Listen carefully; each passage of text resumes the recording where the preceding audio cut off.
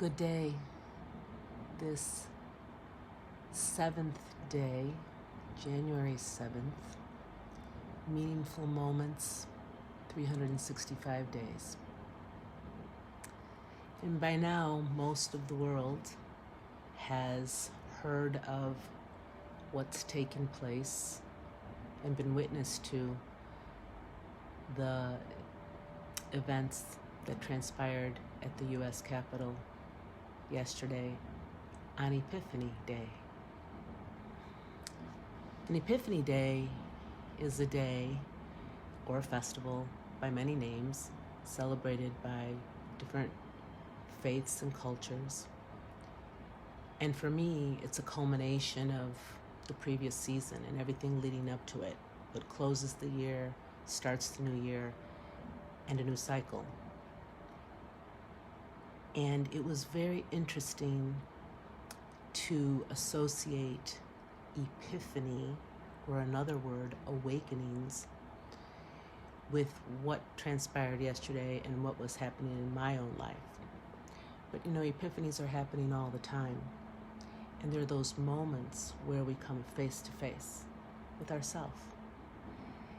And that's what yesterday symbolized in terms of meaningful moments. So the moment that I came face to face with an epiphany was at a phone call that was late in the afternoon. My husband was on his way home from work and he called to say, "Did you hear the news?" And I hadn't.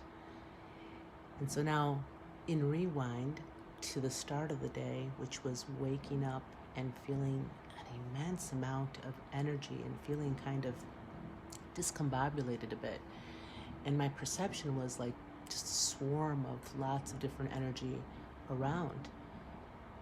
And my intuitive sense kicked into gear, which was you need more sleep. Even the last hours of my sleep were pretty restless. And that's unusual for me because I wake up pretty high-powered energy, definitely a morning person, but I listened to that and I kind of shut my mind down from those things that were saying there are all these things to do and you have a webinar tonight and there's, X and X that you have to get out, whatever, all these different things that had to happen. But I returned and went to sleep. And it was kind of an in and out sleep, and when I woke up, I noticed that there was these beautiful sunbeams coming in, and I talked about that yesterday on Meaningful Moments. And it was beautiful. It was beautiful moments to really receive that feeling of wholeness and well-being, which I spoke about in yesterday's clip. And then I noticed that there was a fog. And it was a very strange kind of fog. It was like an overlay, like in a photograph, over the city and over the lake. And breaking through in the clouds were these sunbeams that were coming through.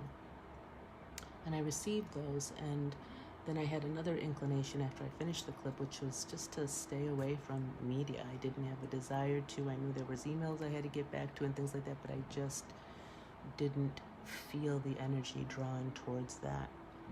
So it was a lot of inner time yesterday, and paying more attention to what I felt guidance to do and the kinds of communications I wanted to engage in yesterday. And when it came time to do that webinar, it was about an hour before where my husband had called, so we were having to then prepare a meal when he got home and get ready and things like that. And the title of last night's webinar was Breaking Free. And I realized that in that moment when he called, I came face to face with myself. By then I started getting emails right after that from our building saying that it was going to take security measures. They were in communications with the city of Chicago, and they were preparing for different kinds of protests and gatherings and things like that. And we've had that happen several times since the social unrest and things this year. So the city has a completely different feel, and I'm pretty aware of all these energies going on around. And at that moment of coming face to face, I knew I had a choice. And in these kinds of meaningful moments, and they appear for us in all kinds of different ways, we have a choice and we come face to face with what we're going to choose as far as our response, where we're going to allow the energy to take us. And I became distinctly aware that I had a choice. And even if I decided to watch the news or listen to other things, that I could filter what was my own and what was the influence of all those energies around me.